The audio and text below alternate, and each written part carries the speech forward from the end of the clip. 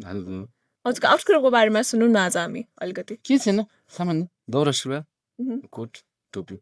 यो चाहिँ आजैको लागि स्पेसल हो कि हजुरको पुरानै हो नै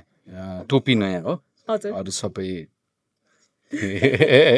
तपाईँको स्टाइललाई चाहिँ हजुरले एक वर्डमा भन्न सक्नु भएको भए त्यो वर्ड कुन हुन्थ्यो म खास भने एकदम आफूलाई सजिलो बनाएर हिँड्नु मन लाग्छ यो कोट यस्तो लगायो भने अलिक अप्ठ्यारो हुन्छ धेरै ठाउँ